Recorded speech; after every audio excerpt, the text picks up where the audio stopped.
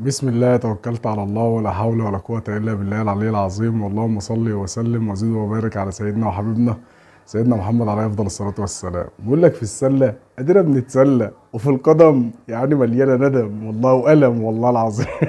يعني في السلة بجد أقسم بالله، يعني أنا مش عارف والله أنتوا بتلعبوا سلة ليه؟ يعني ما تلعبوش سلة، حاولوا تنسحبوا زي ما أنتوا متعودين على الانسحاب، يعني ما تلعبوش الأهلي. طالما جاي الأهلي قدامك في السلة ما تلعبش. ايه يا ظالم؟ ده 18 مباراة على التوالي ما تعرفش تكسب منهم ماتش في ملعبي بقى وملعبك ورايح جاي وفي دوري وفي سوبر وفي مش عارف ايه ودوري مرتبط ودوري ايه يا عم؟ ايه مش كده والله يا اخي. اديني قلم في النص، اديني قلم يعني اشتمني من بعيد. اشتمني من بعيد، ماتش ما يكونش ليه لازمه كده، فاهم؟ اشتمني، اكسبني ماتش. حاجه بجد صعبه. لا والمشكله بقى في السيناريو ان الزمالك كان بيتقدم علينا طول المباراه والفرق وصل ل 22 نقطه. انت متخيل؟ من اول دقيقه لغايه اخر 10 ثواني، مش اخر دقيقه، لا لغايه اخر 10 ثواني الزمالك بيتقدم، وفي الوسط كده كان وصل ل 22 نقطه فرق. لعبه السله دي برضو كره جميله، يعني لعبه السله دي حاجه حلوه. فيوصل بقى في الاخر تبص تلاقي النادي الاهلي في اخر 9 ثواني وهوب، والجندي تلاقيه يقوم ظرف واحد لوب كده، فاهم؟ باتنين بونت بعد ما كانت 69 68، خلاص بقى 70 69 وتخلص على كده. صدمه اقسم بالله. بس المشكله بقى مش في كده. ليه؟ لان هم متعودين على كده، بقول لك 18 ماتش يا مؤمن، 18 ماتش متتالي الاهلي يكسب الزمالك في السله. فحرفيا بنتسلى والله. المشكله بقى في ايه؟ واحد لقيته منزل بوست بيقول لك ايه بقى؟ بيقول لك الحق افتح الماتش بتاع السله وشوف مهاب ياسر عامل ايه في الوضيع. يعني انت متخيل؟ وعشان طبعا كان كسبان طول المباراه ففرحان بقى بمهاب ياسر وفرحان بفرقته. حقه يفرح. بس المشكله وضيع ازاي؟ وضيع من انهي اتجاه؟ هو مين اللي وضيع؟ الوضيع دوت اللي كسبانك 18 ماتش على التوالي. انت متخيل؟ انت فاهم حاجه؟ انت فاهم انت بتقول ايه؟ هو اي كلام وخلاص.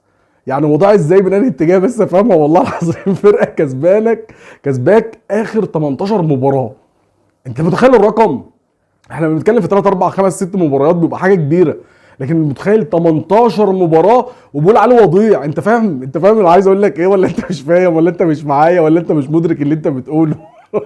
ده كان في السله، وزي ما قلت لك في السله ادينا بنتسلى.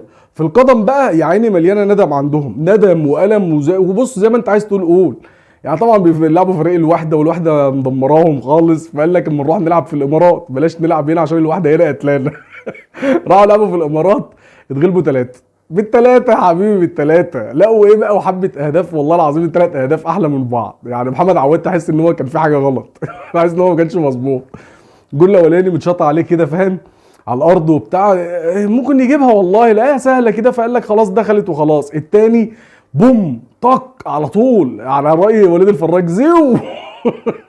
التاني الكوره نشأت في المقص بصراحه، ما يقدرش يعمل لها حاجه. التالت بقى ده الكوميديا كلها، والونش طبعا الخطا اللي عمله. وتبص تلاقي هوب محمد عواد الكره تلعب من فوق وتلاقيه بيسيبهم ويمشي. انت بتلعب فين يا عواد؟ انت بيرجع طيب في جول ورا. عواد ساب الجول ومشي. وزيو التالت. يلا يا عم، الايام ديت معانا بقى الا ربنا. الواحد جاي من الشغل متاخر، فقلت اما ايه، اما اصبح عليكم كده اصبح عليكم بقى. خلاص الساعه دلوقتي داخله على 2 اهي. وتصبحوا على خير، تصبحوا على خير يا رجاله. وان شاء الله بقى ربنا يوفق منتخبنا باذن الله. الماتش اللي جاي قدام كاب فيردي باذن الله ونقدر نحن نكسب ونصعد باذن واحد احد. وبالمناسبه ان شاء الله هنكسب وهنصعد، وان شاء الله باذنك يا رب المنتخب في النهائي باذن واحد احد. شكرا لكم والسلام عليكم ورحمه الله وبركاته.